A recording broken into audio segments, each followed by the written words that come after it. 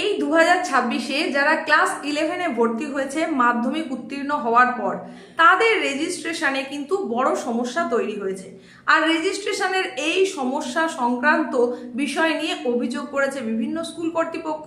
সেই অভিযোগের ভিত্তিতেই কিন্তু উচ্চ মাধ্যমিক শিক্ষা সংসদের তরফ থেকে প্রকাশ করে দেওয়া হলো নতুন বিজ্ঞপ্তিতে কি বলা আছে, অভিযোগটাই বা কি, আর রেজিস্ট্রেশনে কি সমস্যা হয়েছে সমস্তটাই জানিয়ে দেব। 2026-এ মাধ্যমিক উত্তীর্ণ হওয়ার পর ক্লাস 11-এ যারা ভর্তি হয়েছে তাদের রেজিস্ট্রেশনের জন্য সময়সীমা ছিল 30শে জুন পর্যন্ত। কিন্তু এই 30শে জুনের মধ্যে রেজিস্ট্রেশনের যে প্রসেস সেটা অধিকাংশ ক্ষেত্রেই কমপ্লিট করা যায়নি। তার জন্যই বিভিন্ন স্কুলের তরফ থেকে অভিযোগ গেছে উচ্চ মাধ্যমিক শিক্ষা সংসদের কাছে।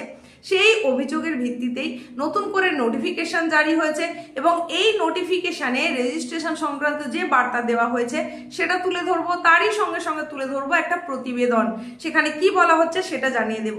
আগে দেখিয়ে দিই নোটিফিকেশনটা। এই হচ্ছে সেই নোটিফিকেশন যেটা গত 29শে জুন প্রকাশ করা হয়েছে উচ্চ মাধ্যমিক শিক্ষা সংসদের তরফ থেকে।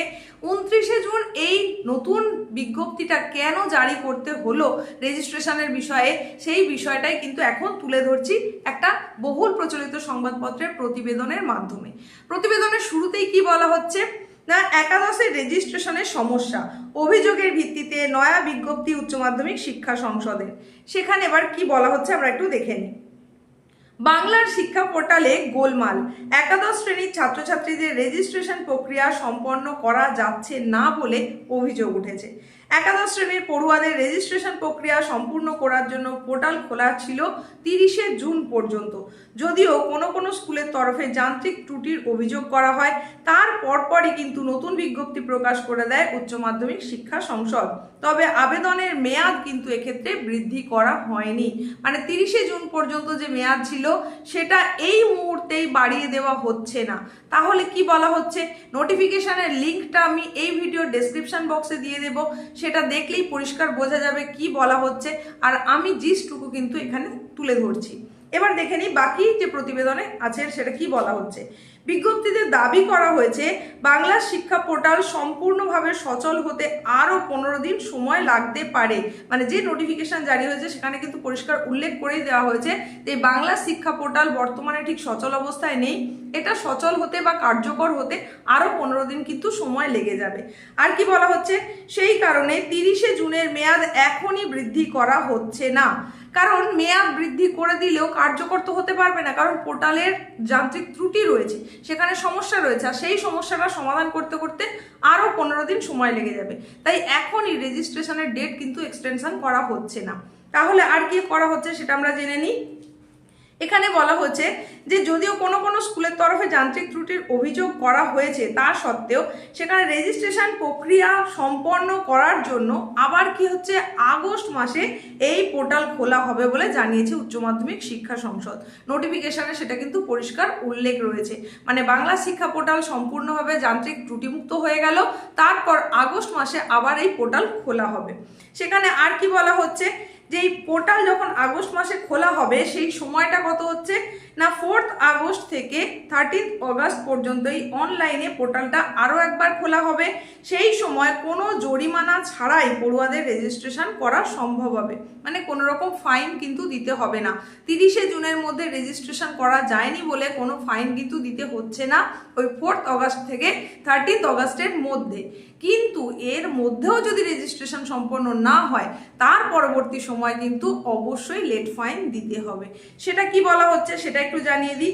সেখানে অবশ্যই যেটা করতে হবে সেটা বলা হচ্ছে যে 14 থেকে 18 আগস্ট জরিমানা সহ রেজিস্ট্রেশন করতে পারবে স্কুলগুলো। তাহলে 4 থেকে 13 আগস্টের মধ্যে আবার যখন পোর্টাল খুলবে সেখানে বিনামূল্যেই কিন্তু রেজিস্ট্রেশন করা যাবে। কিন্তু তার পরবর্তীতে 14 থেকে 18 পর্যন্ত তখনও পোর্টাল খোলা থাকবে, কিন্তু এই সময়ের মধ্যে রেজিস্ট্রেশন করলে কিন্তু ফাইন দিতে হবে। আরও কি বলা হচ্ছে আমরা একটু দেখে নিই।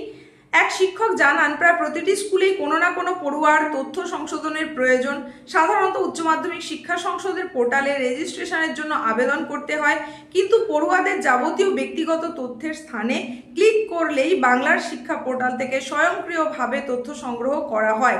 ফলে কোনো ভুল ত্রুটি থাকলে সেটা প্রথমে বাংলা শিক্ষা পোর্টালে সংশোধন করতে হয়, কিন্তু পোর্টালের সমস্যা থাকায় সেই কাজ করতে পারছে না স্কুলগুলি। তাই আগস্ট মাসে পুনরায় পোর্টালটি খুললে এই বিষয়ে সমস্যা হবে না বলেই মনে করছে শিক্ষক মহলের একাংশ।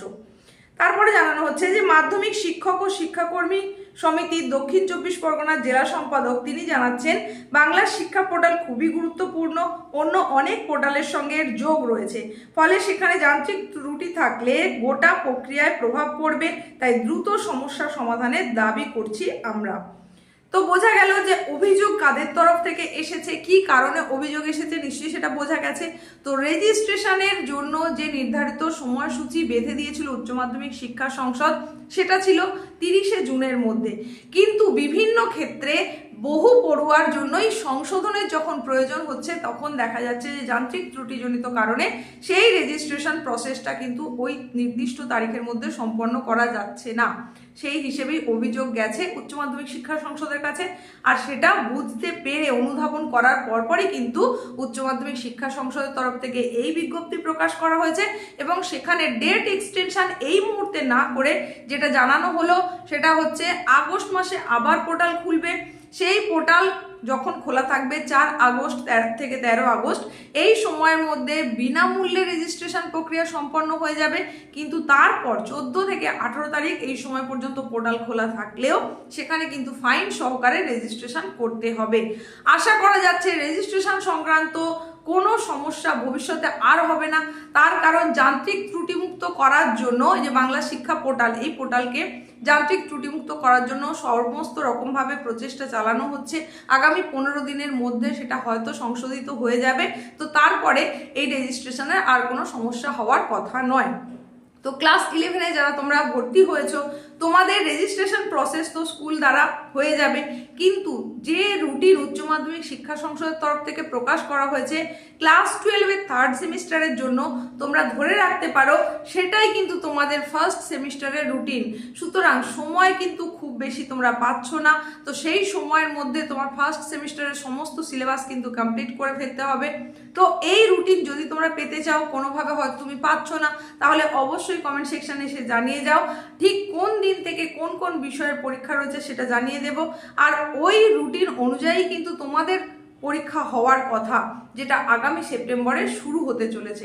সুতরাং বুঝতেই পারছো হাতে কিন্তু আর একেবারেই বেশি সময় নেই, যেটুকু সময় আছে সেটাকে খুব ভালো করে কাজে লাগাও, যাতে সেই প্রস্তুতির পরে তুমি পরীক্ষার শেষে একটা ভালো রেজাল্ট আশা করতে পারো।